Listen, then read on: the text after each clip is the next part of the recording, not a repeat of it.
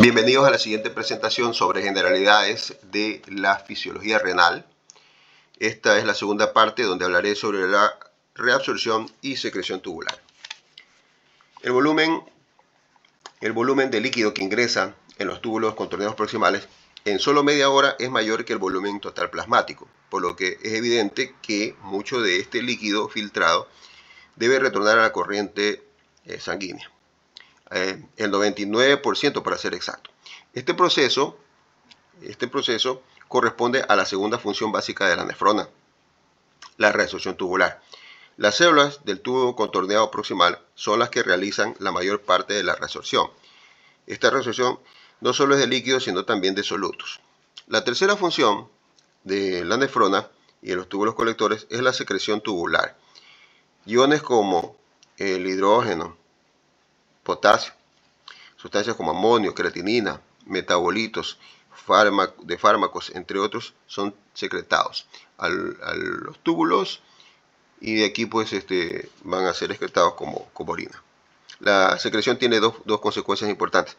Controlar el pH sanguíneo en virtud de la secreción de hidrógenos y evitar la acumulación de sustancias nocivas, tóxicas, excesivas o de desecho. En el siguiente cuadro podemos ver la gran capacidad de reabsorción de las sustancias filtradas que se llevan a cabo en la nefrona. Y mencionamos algunos ejemplos del agua que habíamos mencionado. 180 litros al día están filtrados, pero de estos la mayoría, 178 a 179 litros, se reabsorben, quedando en orina 1 a 2 litros por día. De igual manera las proteínas, 2 gramos infiltrado, reabsorbidos 1.9 gramos y 0.1 excretado. Glucosa, algunos iones que estamos viendo también, glucosa, por ejemplo, la glucosa 162 gramos infiltrado, pero se absorbe totalmente, 162 gramos reabsorbidos, es decir, en excretados no debe haber glucosa en condiciones normales en orina. Creatinina, aquí tenemos 1.6, un metabolito de desecho, 1.6 gramos, encontramos infiltrado, no se reabsorbe y debe pasar pues igual cantidad, debe ser excretado. Estas son la manera como en condiciones normales pues el riñón actúa y vemos la gran capacidad de reabsorción que tiene. Una sustancia puede ser reabsorbida de dos maneras. A través de la vía paracelular, se llama reabsorción paracelular, donde la sustancia se filtra al líquido intersticial entre las células y de allí va a pasar a la sangre.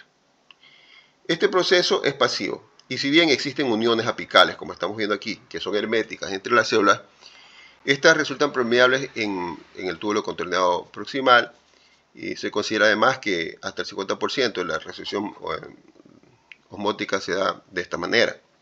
La otra forma de reabsorción es por vía transcelular, reabsorción transcelular. Aquí la sustancia atraviesa la membrana apical, tenemos aquí la membrana apical, de la célula de túbulo contorneado y llega al citosol. De aquí va a difundir a través de la membrana vasolateral hacia el líquido intersticial para luego ingresar a los capilares peritubulares. El transporte de sustancias puede ser activo o puede ser pasivo.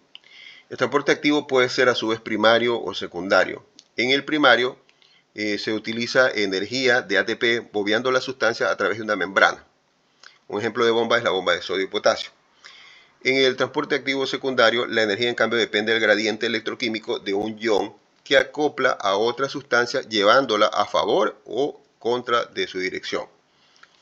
Para esto se requieren proteínas de membrana, que son los transportadores, los cuales pueden ser cotransportadores cuando transportan dos o más sustancias en la misma dirección y contratransportadores cuando movilizan dos o más sustancias en direcciones opuestas a través de una membrana. Cada transportador tiene un límite de velocidad que se conoce como transporte máximo y se mide en miligramos por minuto. La reabsorción de agua depende de la reabsorción de solutos. ya que solo se produce por ósmosis la mayor parte de su resorción. Los solutos como sodio, cloro, glucosa arrastran al líquido. De esta manera, por ósmosis se ve obligada el agua a su resorción y constituye la mayor parte, ¿no?, del agua que se resuelve, el 90%. El 10% restante, serían unos 10 a 20 litros, se hace por resorción facultativa. Es decir, que va a depender de las necesidades fisiológicas y va a ser regulada por hormonas como por ejemplo la antidiurética, que se lleva pues predominantemente en los túbulos colectores. Tuvo resorción y secreción de los túbulos contorneados proximales. Hemos hablado que aquí es la mayor parte de resorción que se lleva del líquido filtrado. Pero también se secreta cierta cantidad de variables de hidrógenos, amonio y urea. Aquí vemos cómo los aminoácidos, la glucosa, el ácido lácteo y vitaminas hidrosolubles se absorben prácticamente su totalidad en este túbulo contorneado proximal. Bicarbonato casi todo, un 80-90%, agua, sodio y potasio 65%, urea, cloro 50% y cantidades variables dependientes también de la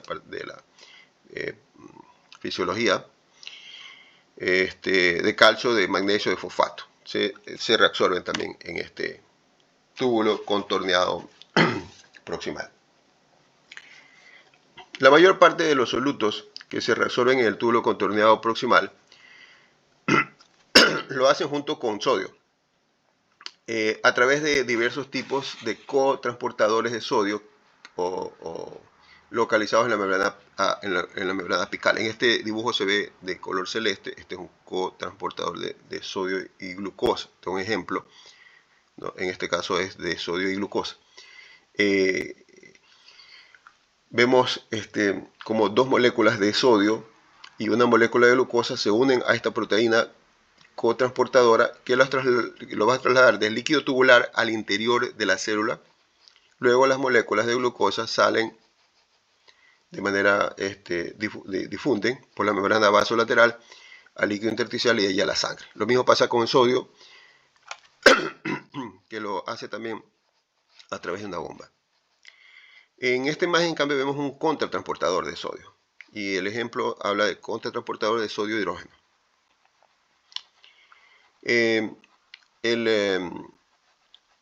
Se va a transportar sodio a través de este contratransportador hacia las células del túbulo contorneado junto con hidrógeno.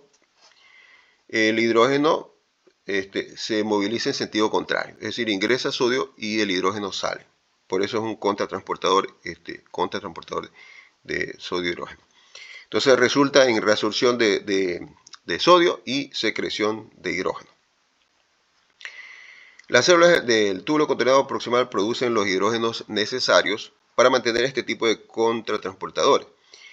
Gracias al dióxido de carbono, que es difundido tanto del líquido tubular o desde los capilares hacia el interior de la célula. En el interior de la célula, el dióxido de carbono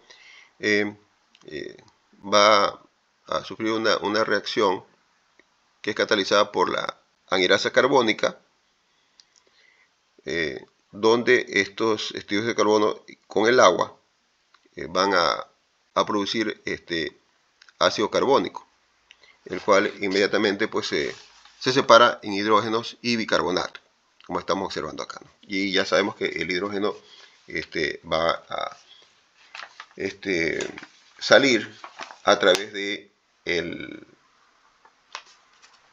contratransportador que estamos mencionando.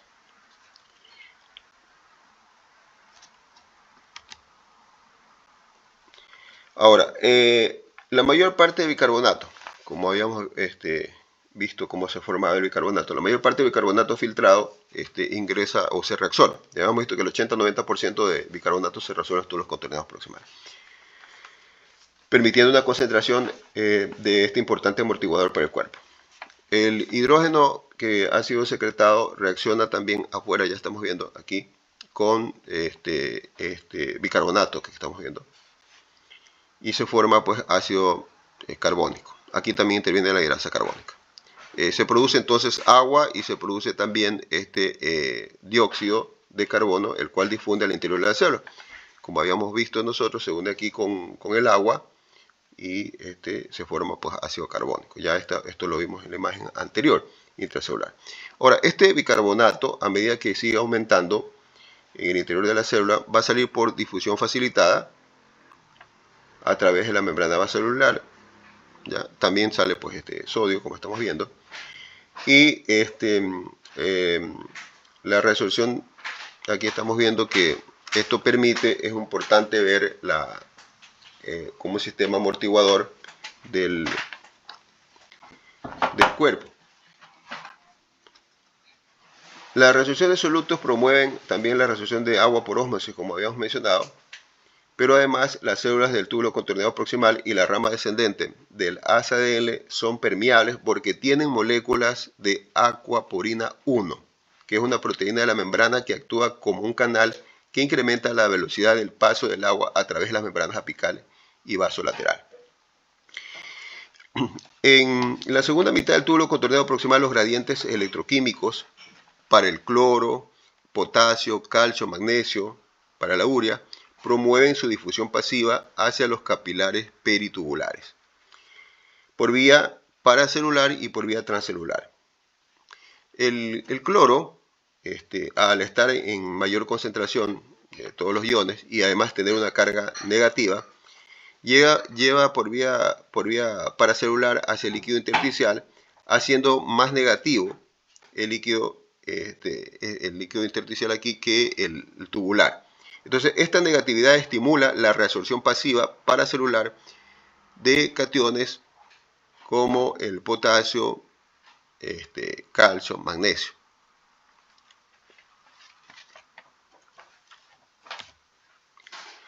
El amoníaco es un metabolito tóxico producto de la desaminación de diversos aminoácidos y se desarrolla sobre todo en los hepatocitos, que convierten la mayor parte de amoníaco en urea, que es menos tóxica. La urea y el amoníaco se filtran en el glomérulo y se secretan por las células del túbulo contorneado proximal. Las células del túbulo contorneado proximal también pueden producir amoníaco por la desaminación de la glutamina, que es un aminoácido, en una reacción que va a generar pues, bicarbonato. Genera bicarbonato, el amoníaco se une a hidrógenos y se transforma en amonio, que puede reemplazar al hidrógeno de los contratransportadores de sodio y hidrógeno que habíamos visto de la membrana apical y ser secretado así al túbulo, secretado por los túbulos. El bicarbonato formado en esta reacción se desplaza a través de la membrana vasocelular y va pues, a ser pues, reabsorbido pues, ¿no? Y pasa pues, a la sangre capilar, aportando a los amortiguadores adicionales al plasma.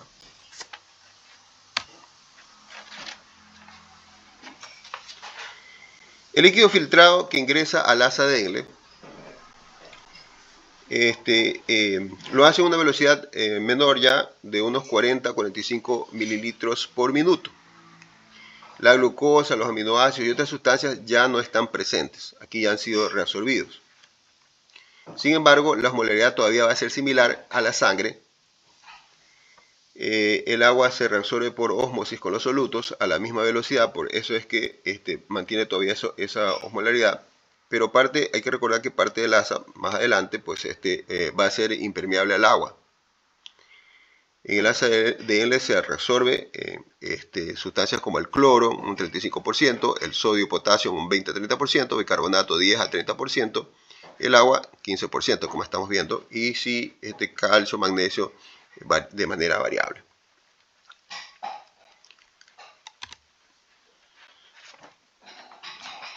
Las membranas apicales de las células de la... vamos a regresar acá. Este dibujo está. Las membranas apicales de las células de la rama ascendente gruesa, en este caso estamos representando las células del asa dengle. En el asa gruesa tiene cotransportadores de sodio, de cloro, de potasio. Sodio, 2 cloro y potasio, como estamos viendo, estos cotransportadores. que van a resolver de manera simultánea un ion de sodio, un ion de potasio y lógicamente 2 iones de cloro. Esto lo hacen, resuelven de la luz tubular, acoplándose a este cotransportador. De allí van a pasar pues al líquido intersticial y a los vasos rectos. Existen muchos canales de potasio. Aquí vemos como van a haber muchos de estos canales de potasio en la membrana apical, por los que regresa el potasio al líquido tubular, y esto lo hace a favor de su gradiente de concentración. Esto hace que el líquido intersticial y la sangre pues van a tener más cargas negativas, ya que el potasio pues sale que es positivo, entonces esto se hace más electronegativo. Si lo comparamos con la rama ascendente. Esta negatividad promueve la reabsorción de cationes como el sodio, el potasio, el calcio, el magnesio. Lo va a promover entonces de esta manera, de manera paracelular. Ahora, si bien habíamos visto nosotros que el 15% de agua filtrada se reabsorbe en las ramas descendentes de la ACL, poco o nada se reabsorbe ya en la rama ascendente, porque las membranas de las células de la rama ascendente son casi impermeables al agua. Y como sí se reabsorben los iones sí pueden ser reabsorbidos, pero el agua no, la osmolaridad se reduce de aquí progresivamente a medida que el líquido tubular va fluyendo por esta rama ascendente. Aquí tenemos la reabsorción y en la porción inicial del túbulo contorneado distal. El túbulo contorneado distal se reabsorbe sustancias como el cloro, sodio, agua. El cloro el 5%, el agua 5%, el sodio y el cloro el 5%, el agua 10 al 15%. La velocidad también aquí se disminuye, así como habíamos visto nosotros cómo disminuye ya la velocidad en el ACL. También es importante mencionar que se produce absorción de calcio, pero esta absorción depende de las concentraciones de calcio y del estímulo de las glándulas paratiroides, que producen una hormona que es la paratormona o paratiroides, que actúan sobre los riñones para estimular su reabsorción. En este caso dependerá mucho de los niveles de calcio que se encuentren en la sangre. La reabsorción de sodio y de cloro se realiza a través de cotransportadores de sodio y cloro que están en las membranas apicales. Hay bombas también de sodio, de potasio, canales de cloro en las membranas vasolaterales que permiten la reabsorción del sodio y de cloro en los capilares peritubulares.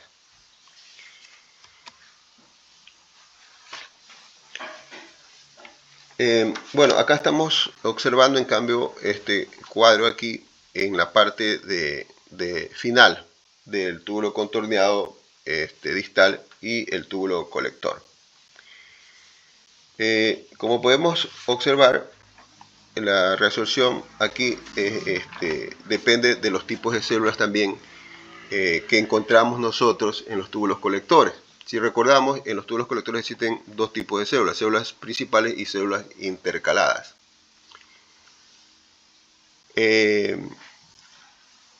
Además, recordar que ya casi todo este proceso de reabsorción se ha dado en la parte del túbulo contorneado proximal, la ACL, de tal manera que aquí ya prácticamente ya el 5 o 10% es lo que queda del proceso de reabsorción. El 90-95% ya de líquidos solutos ha sido pues reabsorbido. Entonces, fundamentalmente en este sitio dependerá de las necesidades corporales. Pero como estamos viendo, en las células principales se da la reabsorción de sodio y secreción de potasio, mientras que en las células intercaladas se reabsorbe potasio bicarbonato y se secreta hidrogeniones. A diferencia de los segmentos anteriores, aquí el túbulo contorneado distal y túbulo colector, el sodio atraviesa la membrana apical. En este caso, aquí sí atraviesa la membrana apical de las células principales por canales de sodio, más que por transportadores de sodio. La concentración de sodio intracelular va a permanecer baja porque las bombas de sodio y potasio, vasos celulares que estamos viendo aquí, vasos laterales, perdón, lo transportan al intersticio, de tal manera que el sodio va, como entra, va saliendo de la célula. De aquí pasan ya a los capilares, peritubulares. El potasio es secretado según las necesidades fisiológicas a través de sus canales. El mecanismo de secreción de potasio se da a través de canales y lo hace pues a favor de gradiente de concentración. Regulación hormonal de la reabsorción y la secreción tubular. Bueno, en la reabsorción y secreción también son regulados por hormonas. Y 5 hormonas son básicamente las que afectan la cantidad de solutos como sodio, cloro, calcio y también de líquido como agua, así como también la secreción de potasio. Estas hormonas son la angiotensina 2, la aldosterona, la hormona antidiurética, el péptido natriurético atrial y la hormona paratiroidea o paratormona. Sistema de renina, angiotensina, aldosterona, ¿cómo actuaría en estos procesos de reabsorción? Bueno, cuando el volumen disminuye la presión arterial, presión de sangre, y esto se puede producir por deshidratación, hemorragia, etcétera, que provoquen esta disminución de volemia, baja la presión arterial. Se produce pues una distensión menor de las paredes arteriolares, y esto es detectado por las células justaglomerulares. Las células justaglomerulares captan este tipo de cambios y se produce pues la liberación de renina por las células justaglomerulares. La renina es importante porque va a catalizar la conversión del angiotensinógeno. El angiotensinógeno es sintetizado por los hepatocitos. Va pues entonces a convertir el angiotensinógeno en un péptido de 10 aminoácidos que es la angiotensina 1. La angiotensina 1 va pues en virtud de una enzima que es producida en los pulmones, que es la enzima convertidora de angiotensina, lo transforma en angiotensina 2. Esta sí, angiotensina 2, es la forma básicamente activa que afecta la fisiología renal de 3 maneras. Disminuye la tasa de filtración glomerular por vasoconstricción de las arteriolas eferentes. Va también, como segundo aspecto, a promover la reabsorción de sodio y de cloro por la estimulación de contratransportadores de sodio e hidrógeno, y también, como tercer punto, también estimula la corteza suprarrenal para que libere pues aldosterona y estimula las células principales de los túbulos colectores que reabsorban sodio, cloro y secreten también potasio. Por ósmosis se da pues aumento en la reabsorción de agua también. Esto provoca aumento de la volemia, aumento de la presión arterial también. Esta sería la manera como actúa. Luego también sería pues un sistema, ocurriría pues lo contrario, es decir, si más bien existe pues aumento de volemia. Ahora, otra de las hormonas reguladoras está la hormona antidiurética. La hormona antidiurética es liberada por el lóbulo posterior de la hipófisis, denominada también como neurohipófisis. La hormona antidiurética también se conoce con el nombre de vasopresina. Esta hormona regula la absorción de agua, agua facultativa, a través de la permeabilidad de las células principales de la porción final del túbulo contorneado distal y de los túbulos colectores. Dentro de las células principales hay pequeñas vesículas que contienen muchas copias de un canal de agua proteico que se denomina aquaporina 2. La hormona antidiurética estimula la inserción por exocitosis de estas vesículas que contienen aquaporina 2 en las membranas apicales, lo que hace que aumente la permeabilidad al agua de la membrana apical y el agua se moviliza más rápido desde el líquido tubular al interior celular. Como las membranas vasocelulares son permeables al agua, pues va a pasar más rápidamente hacia la sangre. Los riñones solo pueden producir entre 400 a 500 mililitros de orina muy concentrada por día, cuando la concentración de hormona antidiurética está en su máximo nivel, como en casos de deshidratación grave. Aquí vemos nosotros cómo está el estímulo. Ahí puede haber también un estímulo que está un proceso de deshidratación o por vía también simpática. Aquí hay una osmolaridad del plasma y del líquido intersticial, capta los osmoreceptores del hipotálamo y se produce pues impulsos nerviosos que llegan pues al lóbulo posterior para que secrete pues la hormona antidiurética. Los osmoreceptores del hipotálamo son los que van a captar estos cambios. La hormona antidiurética actúa sobre las células principales que se tornan pues, más permeables, como habíamos hablado ahí sobre la aquaporina 2, y aumenta la reabsorción de agua facultativa. Recuerden que es el agua facultativa la que se reabsorbe aquí. Esto produce pues, disminución de la osmolaridad plasmática y se restituye la homeostasis. Esto es como estamos viendo, una especie de feedback que se da. Hay que mencionar también que puede existir también un segundo estímulo para secreción de hormona antidiurética, que es la de tipo pues, simpático también, y los estímulos fundamentalmente es disminución de la volemia en casos de hemorragias, de deshidratación grave también, procesos diarreicos, etc. Hay una ausencia patológica de la actividad de la hormona antidiurética en una enfermedad que se denomina diabetes insípida, en donde el paciente puede excretar hasta 20 litros de orina muy diluida por día. Bueno, aquí tenemos el péptido natriurético atrial, el cual es también otro regulador de la absorción-secreción. Lo que hace el péptido natriurético atrial es suprimir la secreción de aldosterona, incrementa la secreción de sodio, la excreción de sodio, esto se llama natriuresis, por eso es péptido natriurético,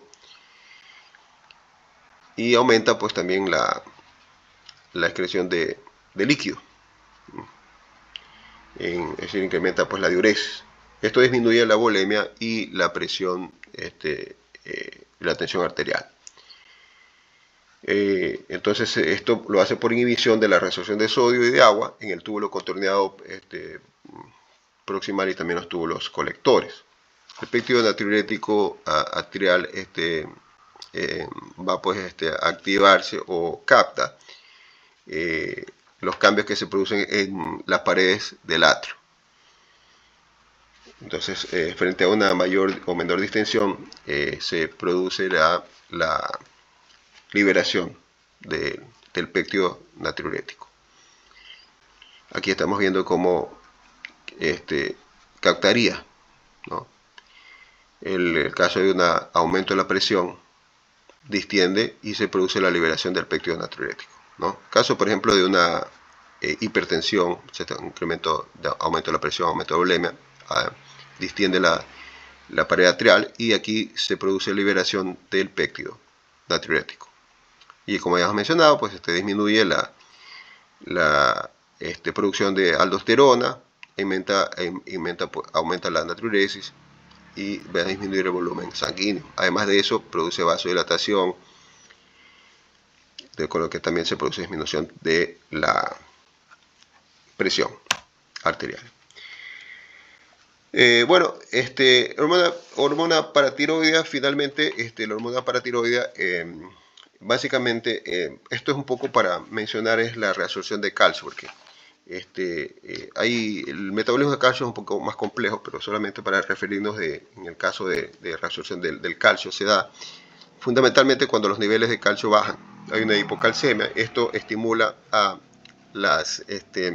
unas glándulas que están detrás de la glándula de tiroides, que se llaman glándulas paratiroides. Y estas glándulas paratiroides liberan una hormona. Su hormona se llama paratiroides o paratormona, hormona paratiroidea o paratormona, que estimula pues a las células de la porción inicial del túbulo contorneado distal para que reabsorban el calcio. Pero también inhibe también reabsorción de fosfato en el túbulo contorneado proximal, con lo que se promueve pues la excreción de fosfato. Esto hace pues lógicamente que al incrementarse pues la reabsorción de calcio, pues trate de nivelarse el calcio sanguíneo. Pero evidentemente, como estamos viendo, todo esto, el metabolismo de calcio tiene también otras vías. Muy bien, hasta aquí la presentación. Muchas gracias.